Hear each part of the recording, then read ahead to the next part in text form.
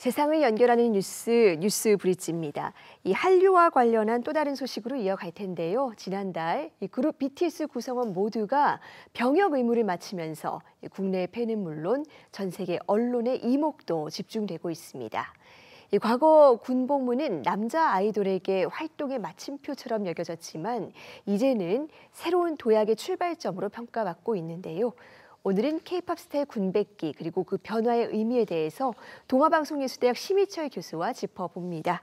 교수님 어서 오세요. 예, 안녕하세요. 네, 지금 벌써부터 떠들썩해요. 이 예. BTS 멤버 전원이 군복무 마치고 복귀한다는 기대감에 굉장히 전 세계가 관심을 집중하고 있는데 BTS 컴백 어떤 의미가 있다고 볼 수 있을까요? 역사적 의미가 굉장히 크다고 볼 수가 있습니다. 우선 이제 지난달 21일이었죠. BTS 멤버인 이제 아미에게는 정말 특별한 날이었어요. 슈가의 소집 해제를 끝으로 지난 2년 반 동안 이어온 BTS의 군백기가 완전히 끝나는 날이었기 때문입니다. 21세기 비틀즈로 불리는 BTS가 K-팝과 세계 음악사에 남긴 업적은 정말 대단합니다. 돌이켜보면 UN 무대 연설 또 우리가 기억이 나고 또 빌보드 차트에 보여준 정말 독보적인 기록들도 있었고 세계적인 음악 시상식 이런 장면들까지 일일이 열거할 수 없을 정도로 정말 많은 업적들을 남겼고요.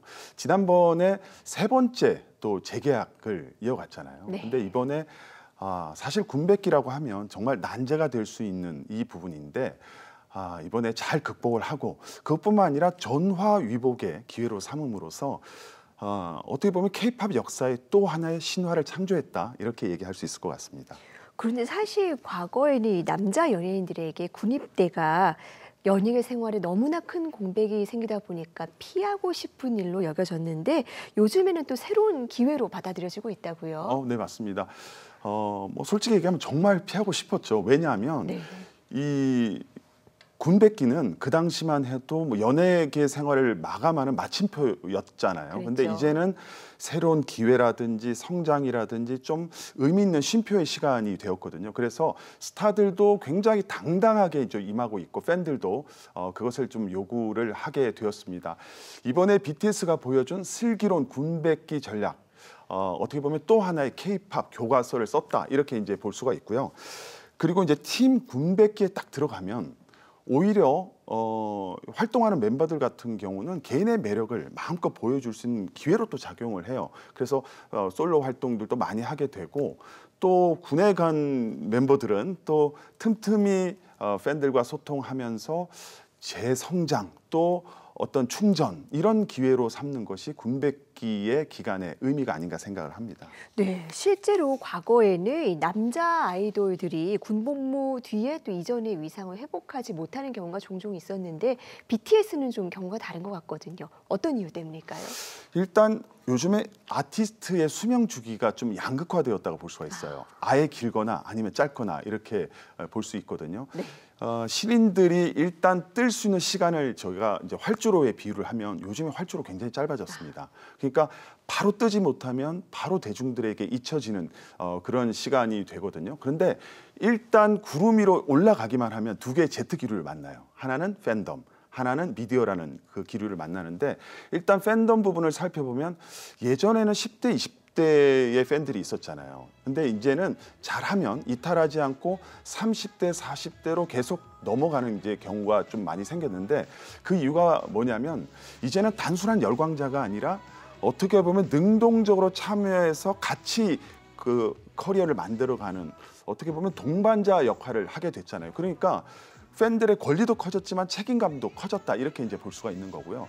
두 번째는 이제 미디어 환경의 변화인데요. 요즘 이제 SNS라든지 디지털 환경이 굉장히 발전했잖아요. 그러니까 시간과 공간을 초월해서 스타와 팬이 아주 밀도 있게 이렇게 소통할 수 있는 이런 이제 공간들이 이제 많아지면서 몰입도도 좋아지니까 충성도도 높아지는 것 이런 부분들이 바로 롱런할 수 있는 그런 어떤 계기가 아닌가 생각을 합니다. 네, 여러 가지 환경적 요소들이 과거와 많이 달라진 것 같은데요. 또 이 K-팝 초기에는 남자 아이돌의 군백기 전략이 잘 마련되지 않았던 것 같거든요. 어떻게 보십니까?